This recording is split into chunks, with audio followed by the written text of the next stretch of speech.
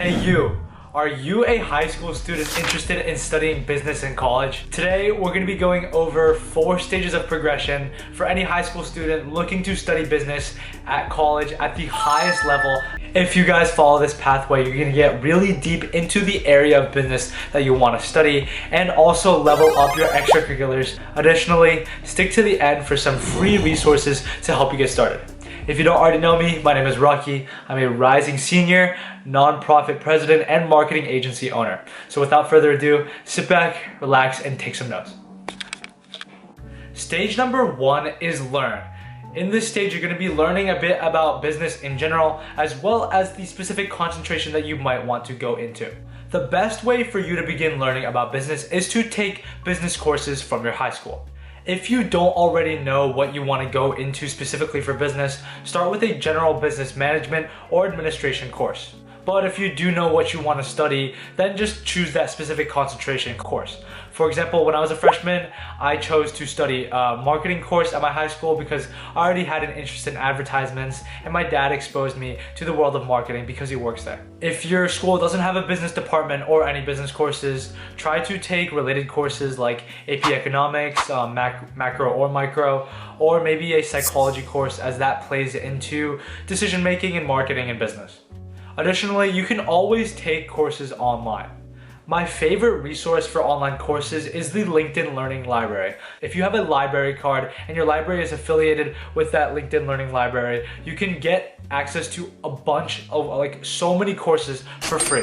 These courses are all super professional. They're done by leaders in their industry and people who actually know what they're talking about.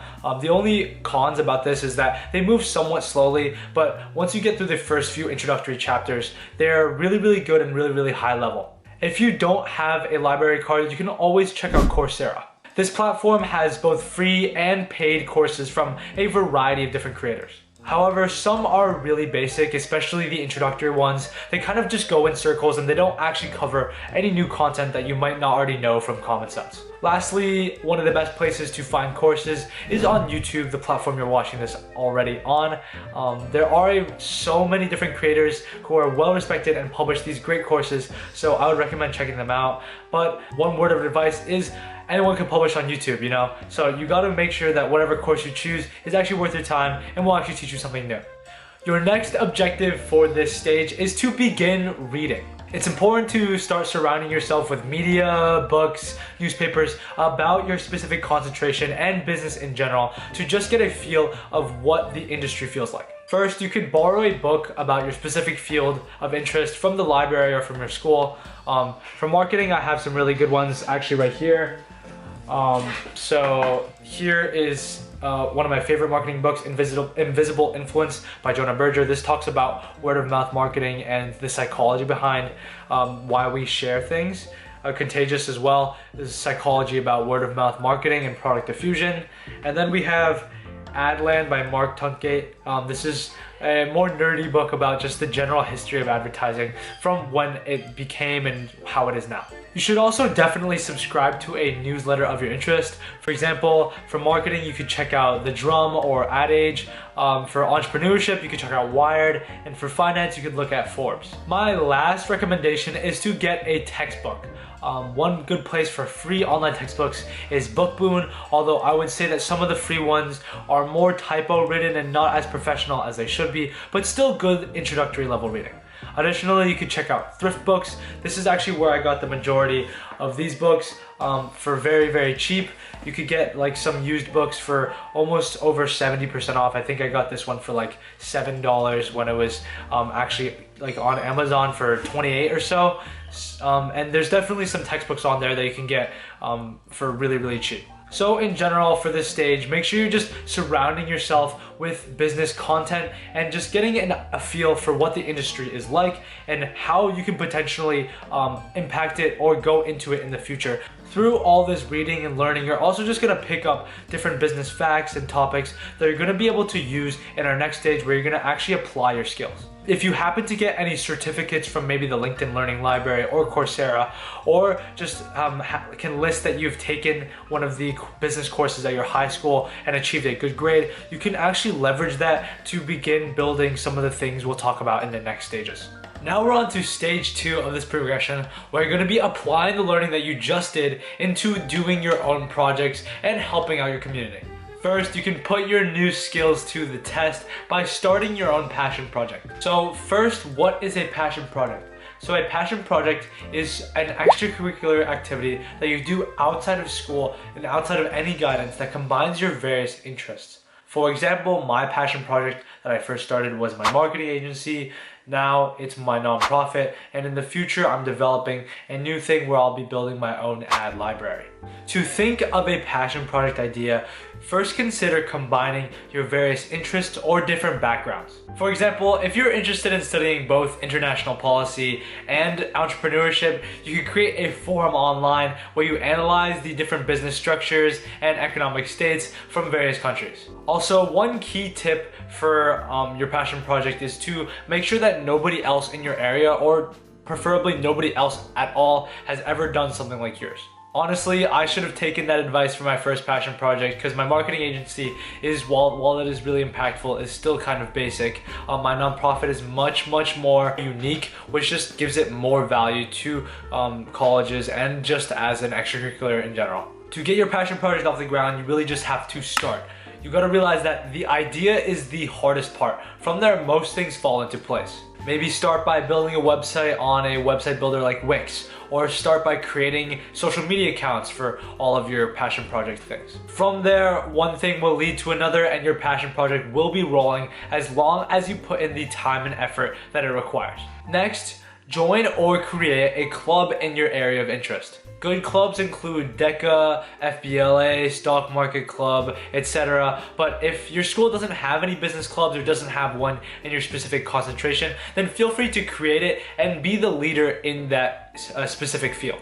Now, this brings us into stage 3, where you're gonna be competing. When I say compete, I don't just think of competitions as you think of usually, but I also mean like applying for selective summer programs that we'll be talking about now. At this stage in your business pathway, you should be close to summer or somewhere near that time period. For summer programs, the biggest thing is to not fall for these scammy summer programs that are more pay to play as opposed to selective and actually impactful. Some good ones include Wharton's MNTSI and LBW that I'll actually be doing.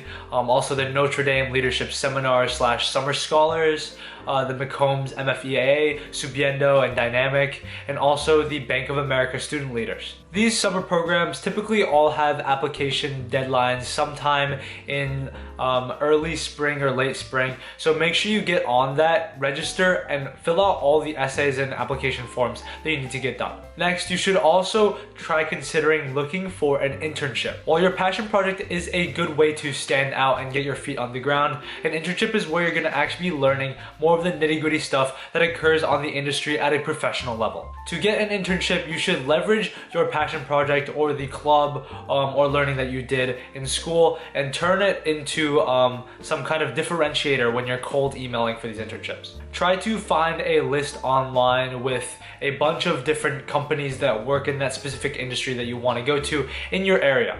Then get the emails of all the founders or maybe the highest ranking officials that you can find from that company and put them into a spreadsheet. From here, you want to find maybe 1 or 2 things that stand out to you as unique to that company and why you actually want to have some experience there. Now you're going to draft your cold email template. Just begin it as any normal email, introducing yourself, where you're from, and why you want to study there. Then you should drop in some pieces of differentiators like I told you to find. Maybe mention why you want to work at that company specifically or why that company caught your eye. And then go into leveraging your passion project to get that position. Say why you started liking this specific industry and how you turned that specific liking into actual impact through your passion project. Make sure to mention numbers or any statistics that you have to back up the fact that you are actually capable of working a job there.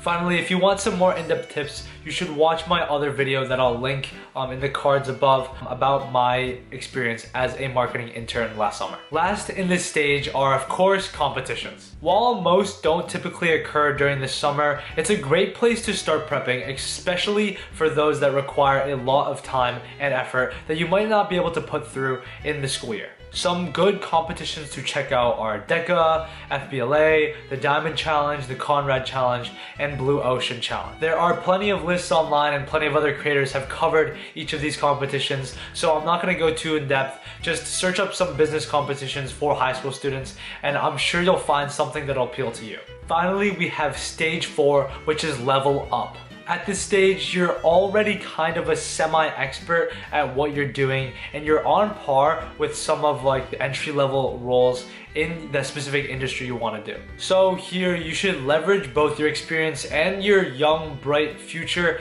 as a high school student to get some more advanced opportunities. The first major one I can think of is to apply for a research internship.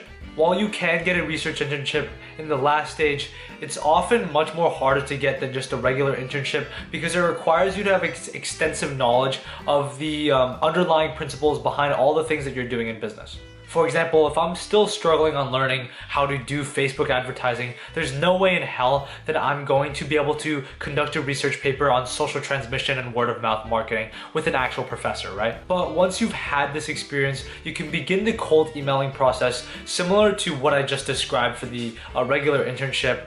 The only thing that I would change is maybe I would go in a little bit more in depth about why you want to study or work under that specific professor. Maybe read the synopses of a couple of their research papers and describe why that research might be important to you based on your past experiences in working in an internship or the summer program or your passion projects. Now from here, it's all about timing and volume.